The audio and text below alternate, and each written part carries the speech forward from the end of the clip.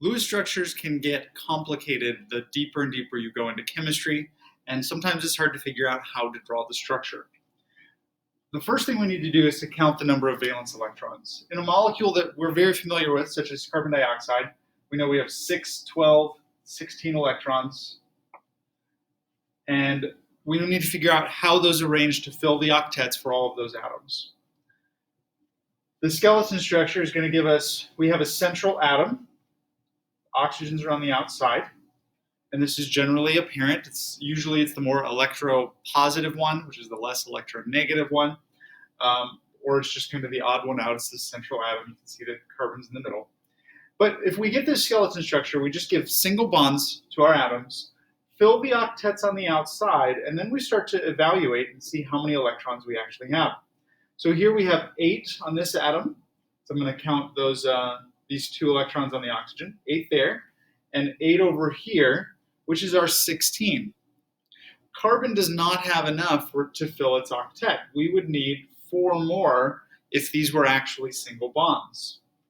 So we don't have enough because we only have 16. So the key is we can't use more than what we have. So the new idea here is that we can push electrons around to fill the octets. I can take 2 of these electrons on the oxygen and move them to create a bond here. And I can do the same over here. And we're kind of going to make this an even molecule, where we can now say, all right, carbon needed 4 more electrons. Well, let's take 2 from over here and 2 from over here and move them around. And then we get a Lewis structure that looks like that. If we do the same thing for carbon monoxide, we can see there are 6 and 4, there are 10 electrons necessary. So CO, give it a double bond. Let's just pick one of them to be a central atom. We'll do the carbon. We fill up the octets on the outside one, so 1, 2, 3, 4, 5, 6. That gives me 8. I still have 2 more available, so I'm going to put 2 of them on the carbon. But that's not enough for the carbon. We can see that carbon needs 4 more electrons again. So I can push electrons around. I'll move these 2 to make a bond, but I'm going to need to move 2 more to get a triple bond. And then this lone pair stayed by itself, and this lone pair stayed by itself also. So we get a triple bond. Carbon has 8, oxygen has 8 electrons, so their octets are full, and we only used 10 electrons. Moving electrons around is a very, very important skill the farther and farther you go into chemistry. Let's take a look at another one. Sticking with the carbon series, we'll do carbonate. Okay. Now here, this -2 charge means we have 2 extra electrons that we need to count. So 6, 12, 18, 19, 20, 24 electrons. If we put our carbon in the middle, spread those out. We might need to redraw this later to get a better shape, but fill the octets on the outside.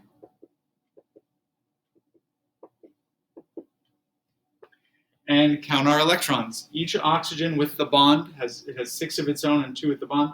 There's 8, 16, 24. That's all of the electrons. But again, we have a problem with the carbon in the middle. The octet is not complete with carbon. So we need to move 2 electrons to fill up carbon's octet. Now, in this case, they can all be from equal spots, and this is actually where we get resonance from, which you'll learn about later. But I can move these 2 electrons down here to get a structure, and it could have been off of any of them.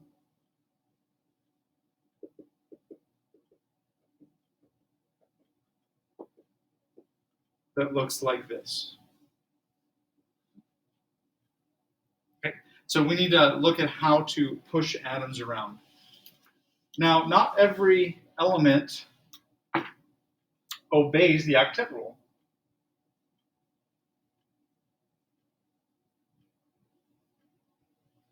Okay, XeCl4.